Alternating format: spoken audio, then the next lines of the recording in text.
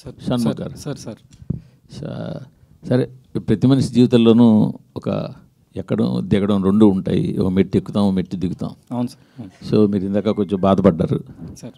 So బాధపడడం పక్కన పెడితే మీకు మీరు ఏం మారారు ఆ ఇన్సిడెంట్ల తర్వాత? సార్ యాక్చువల్లీ లాస్ట్ అయిన ఇన్సిడెంట్ తర్వాత చాలా హనుమాన్ మీద భక్తి వచ్చింది సార్. మేబీ నాకు బలం ఇచ్చింది ఆయన సార్. చాలా చాలా ప్రతి సాటర్డే ఇప్పటికీ వెళ్తూ ఉంటాను హనుమాన్ టెంపుల్కి. హనుమాన్ టెంపుల్ మంగళవారం కదా వెళ్తారు సార్? హనుమాన్ టెంపుల్ మంగళవారం వెళ్తారేమో కదా. కానీ నేను సాటర్డే వెళ్తాను సార్. నాది ఎలినట్స్ అని ఉంది. సో అంటే హనుమాన్ ప్లస్ ఏలినాడ్స్ అని రెండు ఏలినట్స్ సార్. అందుకే సార్ నిజం సార్. సో అందుకే సాటర్డేస్ వెళ్తాను సార్. అండ్ యాజ్ అ హ్యూమన్గా సార్ నిజంగా చాలా మారాను సార్. నేనే చేంజ్ అయిపోయాను. అండ్ మొన్నటి దాకా సార్ ఆ ఇష్యూ దాకా నేను అంత ఫ్యామిలీతో అంత ఓపెన్గా ఎప్పుడు మాట్లాడేవాడిని కాదు సార్. నాకు అంత ఎక్స్ప్రెస్ చేయడం రాదు, లవ్ అండ్ ఎఫెక్షన్. సో తర్వాత నుంచి నాకు ఫ్యామిలీతోని చాలా చాలా బాండ్ ఇంకా ఎక్కువ పెరిగింది. అండ్ యా సార్, మనం లంచ్కి వెళ్దాం సార్ ఎప్పుడైనా. అంత మారింది సార్. నేను అందరితోని హ్యాపీగా ఉంటున్నాను సార్. ఏలినట్స్ అని అంటే ఇవన్నీ కొంచెం బాగా నమ్ముతారా మీరు? తగిలింది కదా సార్, నమ్మాల్సి వస్తుంది. తగిలిన తర్వాత ఏలినాడ్స్ అని తెలిసిందా? ఏలినాడ్స్ అని తెలిసిందా తగిలిందా? సార్ ఏలినాడ్స్ అని గురించి తెలుసుకున్నాను సార్. తగిలేదు సార్. అప్పుడు అది హైలైట్ అయింది సార్ బ్రెయిన్లో. ఓకే, ఇది ఉంది, జాగ్రత్తగా ఉండాలి.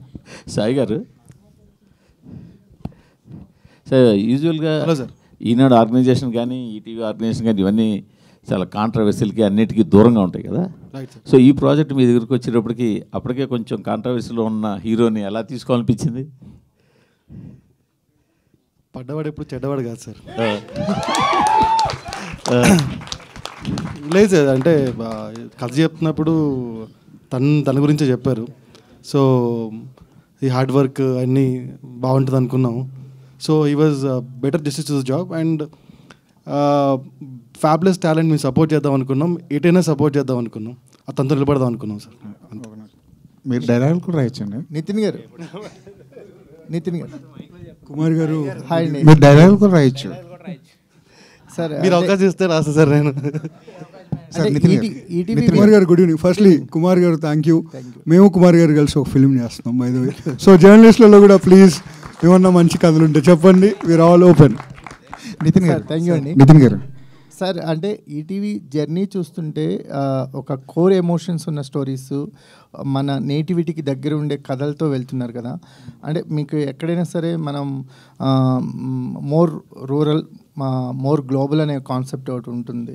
దాన్ని ఇంప్లిమెంట్ చేస్తున్నట్టుగా ఉంది. అంటే రూట్స్లో ప్రయాణం చేస్తూ దాన్ని ఎక్స్ప్లోర్ చేయడానికి ట్రై చేస్తున్నట్టుంది. లీలా వినోదం దగ్గరికి వచ్చేసరికి ఆ కాన్సెప్ట్ మనం ఆ ఫోన్ని మర్చిపోయాం. మళ్ళీ దాన్ని సెంట్రిక్గా ఒక కథ చెప్పడం అనేది చాలా చాలా రీకాల్ వాల్యూ ఉంది కథకి అని అనిపిస్తుంది. మీరు విన్నప్పుడు కలిగిన ఫీలింగ్స్ ఏంటి? తెర మీద చూస్తున్నప్పుడు ఎంతవరకు డైరెక్టర్ రీచ్ అయ్యాడు అనుకుంటున్నారు? Sir 100% credit goes to Bharat and Pavan sir. So 2 things sir. First thing, local is the new global. ఈ స్లోగానే మేము ఫాలో అవుతున్నాం సార్. ఎందుకంటే metropolitan and upper urban classes వీళ్ళందరికీ క్యాటర్ చేయడానికి ఆల్రెడీ ఎగ్జిస్టింగ్ ప్లాట్ఫామ్స్ ఉన్నాయి. మనం ఎక్కడో ఈ ప్రాసెస్లో వీ బిలీవ్ ఒక రూట్స్ వదిలేసాం. ఇప్పుడు ఏ టెన్షన్ లేకుండా, ఏ క్రిటిసిజం లేకుండా ప్లెయిన్గా చూసే ఆడియన్స్ ఉంటారు చూసారా, we call the mass audience. So ఎక్కడో వాళ్ళని నెగ్లెక్ట్ చేసాం అనిపించింది సార్. సో వాళ్ళని టచ్ అప్ ఆన్ చేద్దాం ఈజ్ ద ఫస్ట్ వాయిస్.